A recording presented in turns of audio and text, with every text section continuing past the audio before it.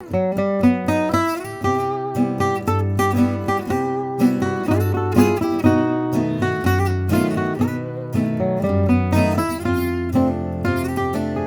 to Caseback Watches, my name is Tim and I'm back on the desk after 3 weeks, 3 entire weeks vacation in beautiful Portugal. The first time in my life that I had 3 entire weeks in a row. It was a dream. And yeah, the last 3 videos on Caseback Watches were scheduled without my personal attention, but that's the way it is, right? Holiday season.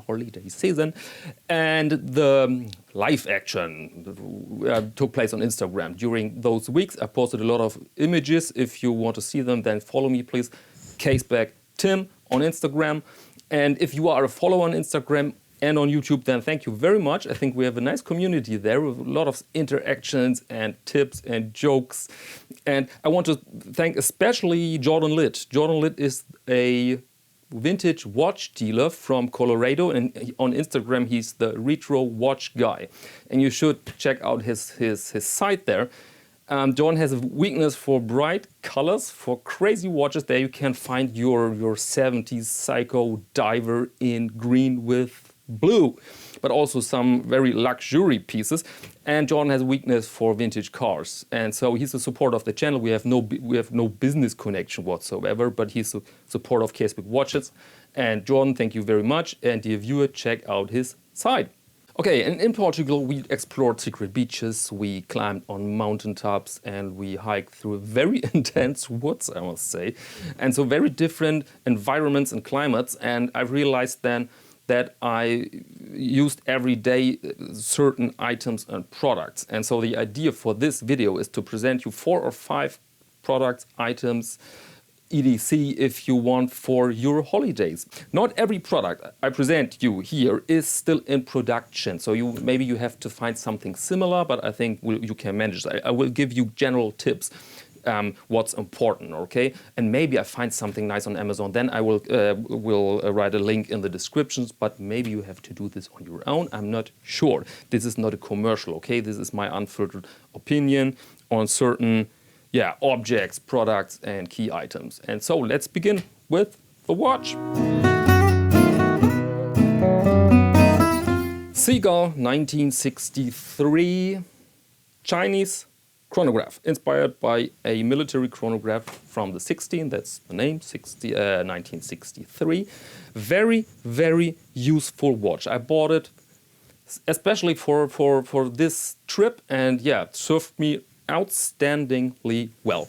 I will not present you a full review here because you can find lots of reviews on YouTube. So just my basic thoughts, okay? And so let's start with the crystal. This is the version with the sapphire crystal, which I really love. I mean, plexi. There's a version with plexi available, which fits the vintage idea much better. But let's be honest. Sapphire is the better material, scratch resistant, and allows a very good view on that dial. And look at that dial. I mean, I really love this dial. I really love the combination of the red star with the slight green dial color. Really well made. Really, really cool look. And you have blued hands and golden indices. And the 21-1, I think this means 21 jewels, right? We'll talk about the movement briefly. And the Chinese signs on position 6, the first sign stands for China. This is my research. I don't know if this is correct, but I've read that this means China. And the other signs mean watch factory, such and such, and then a name I cannot pronounce. So those are our informations on the dial. Then very interesting here, the case diameter is 37.5, if I recall correctly. So a very good size for slightly smaller wrists, but also with a larger wrist you can wear this watch and you can enjoy then this vintage feeling on the wrist, because of course vintage watches are small. What's a little bit odd here is the case height, because look at this, 14 millimeters to 37. This is a those are very strange dimensions. And at first glance I thought, guys, this watch is too massive, this is too thick, this looks a little bit odd. And it came, interestingly, it came with the box. It came on a NATO. This is the box, the outer box, of course. And it came on a NATO inner box. NATO, green NATO, and it came with that NATO. And the problem with the NATO always is that it heightens your watch, because the watch sits on the fabric. And now look at this. Now you have not your oh, excuse me, this was an eBay alert. I wanted to buy another topic. So look at this, 40 millimeters case height, and plus the NATO, then you are up to 16, 17 millimeters, and this is massive. And so I used this one time, and then I changed it. Then I've chosen this Eichmüller leather strap, which fits the watch just gorgeous. Just really, really cool look, in my opinion. Really cool look. And then after 3 days, I was used to those dimensions, and then the watch felt very comfortable on the wrist, very special, but very, very comfortable. Very hard to explain. You need your time with this watch. I think you need it on the wrist for a few days, but then you're super fine with the watch. And then I really loved the look together with linen and cotton and different shirts, and gorgeous piece. And another key feature here is, of course, the exhibition case back, and there you can see this old movement. I mean, it's a new Chinese-made movement, but it's a copy of a legendary Venus movement from Switzerland, and it's manufactured with the same machinery. I mean, we hear this story from time to time that a country like Russia or China buys old machinery from Switzerland, and then they produce movements which are not longer available in Switzerland. So crazy situation, but there it is. By the way, I think you can find the same movement in the Baltic by Compax watch, which I like pretty much as well. So those are my thoughts about that watch. You need your time with it. You need a few days, but then it's an outstandingly well-made product. And you can buy this version with the Sapphire, I think, for 290 euros. Those are roughly $300 US dollars. I mean, and I've announced it on Instagram. This is a keeper. This is definitely a keeper. I love this watch. And yeah, big recommendation. I must say, really, really big recommendation. Okay, did I use the chronograph much? From time to time. You know, if you tell your kid you have to brush your teeth 3 minutes, and the kid asks, how long is 3 minutes? And then you make, now you can stop. And of course the kid has stopped minutes ago, but that's the life, right? Okay, let's go to the next product or the next item, and let's choose shoes. Let's choose shoes. This might be a little eccentric, but I've traveled all the time with my two-tones. Some people call them spectators, but the correct term is two-tone. And this is a version with calf leather and what's the English term for this leather? By the way, Jordan Litt, the retro watch guy, is a shoe geek. He knows everything about shoes. Jordan, what's the name in English for this type of leather? I'm stuck here. What's the word? So two tones, and the key feature here is made by George's handmade shoes since 1967. Spain company located in Mallorca. This is a small island in the Mediterranean. And the funny thing is, if you have a quality shoe, high quality shoe, those shoes are 6 or 7 years old. This smells like leather, nothing more than leather. And the key feature here is this. This is a Vibram sole. This is, of course, a massive sole designed for hiking. And yet now you may say, this doesn't fit because this is clearly a dress shoe, a shoe for formal situations, and this, of course, is for hiking. What's going on? And this is a misconception. A two-tone was, back then in the 20s, was a shoe for sports, golf and other sports, and maybe also for hiking. And this came with the Vibram sole out of the other factory like that, and I really, really love it. I mean, now the sole is really used, but my shoemaker can't, replace it.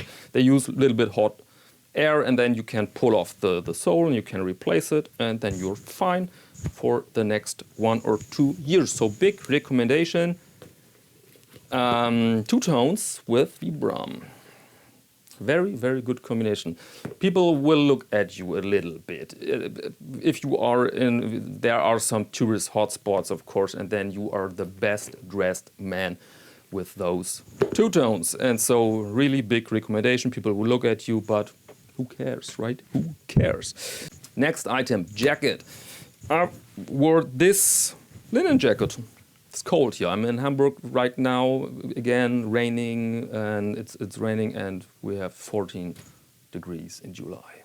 Okay, sad story. But there it was hot, sometimes humid, and so I really enjoyed this linen jacket. And here's my tip for you: if you are not a purist and you say linen, yes, but I don't want all those wrinkles. Personally, I don't have any problem with wrinkles, but some people don't like them. They want something a little bit more elegant, okay? Then buy linen mixed with silk, for example, or mixed with wool. Don't worry, it's not too hard.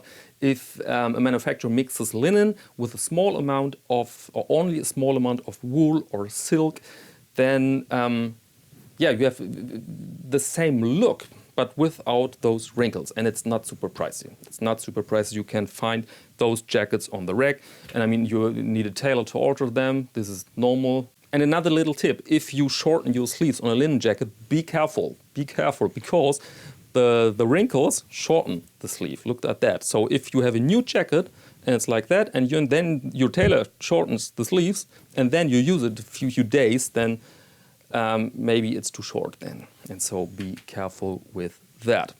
Make sure that you buy your linen jacket with patch pockets. Those are those pockets here. You can use those pockets. They're very, very useful. Of course, this is pretty good for during traveling, okay? Okay, brand. I don't know. The tailor has removed the brand. I don't know. I don't know. I bought it in an outlet for $100, and I paid the tailor another 50, and now it's a good jacket with an outstanding fit. And so that's my recommendation. Buy it straight from the rack. Go to your tailor. Some alterations, and then you're fine. Okay, next item is the bag. Some people asked me about the bag. This is my bag of choice. I use it every day. It's old, it's out of production, unfortunately, but you can write down the name. This is a messenger bag or courier bag. I think in the early days they used those things for maps and correspondence in the field, so to speak, the military heritage.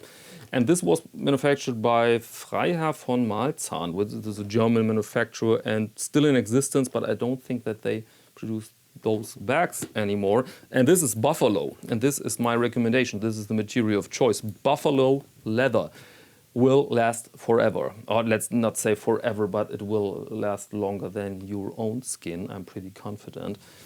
And as you can see, it's very basic, it's very simple, but substantial. It's a really substantial bag and works really good. Here you have such a thing for your phone. I don't use it, but never mind. And inside it's pure as it gets. There's nothing in it. Nothing in it, so you have room for a small laptop or an iPad or maps, books, knives, everything, everything you want.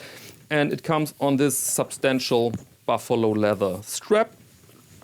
You can sharpen your knife on the strap, by the way, or your razor. And yeah, this is my recommendation. Buffalo leather. Make sure that you buy only good quality leather, not the leather which is constructed with different layers. Or you want the pure stuff, the pure shit, right? And I mean, look at the thickness of this leather here. This is substantial leather, and this is exactly what you want. So, courier or messenger bag in leather. This is my recommendation for traveling, but also I use this in the city every day. So this is my bag. I've bought this thing 8 years ago. 8 years ago, I think. And it's not like new. It's better than new because it had some sort of real patina. And yeah, really like this bag. One more. Okay, let's grab the knife. Maybe you know this. This is not very special, but it works for me pretty good. This is a Laguiole knife from France and with a very classic design. It's a very slim and, if you want, super sharp knife. You can buy them from companies in France with the wood from the coffin of a saint, or with Damascene steel, or with this and that, and then they cost hundreds. Or you go on eBay and you buy yourself the standard thing the peasant would use back in France, and this is this. All right, I've bought this on eBay for 20, 30 euros. Works outstandingly well. Very well made product. Your original Laguiole needs the fly. This is the sign that it's a legit Laguiole knife. Here again, there you can see, and I hope the camera catches this, there you can see the fly, and that's what you want. And little tip here, don't let it snap like this. This is not good because it will ruin the sharpness of your knife.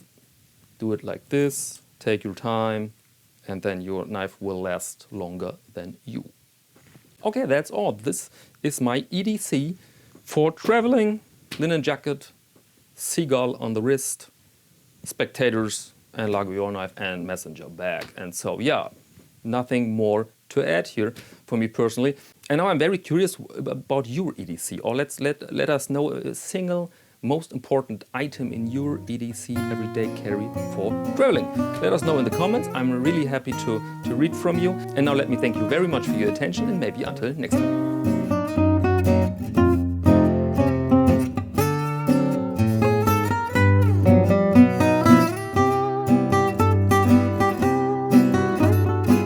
Washing machine makes noise.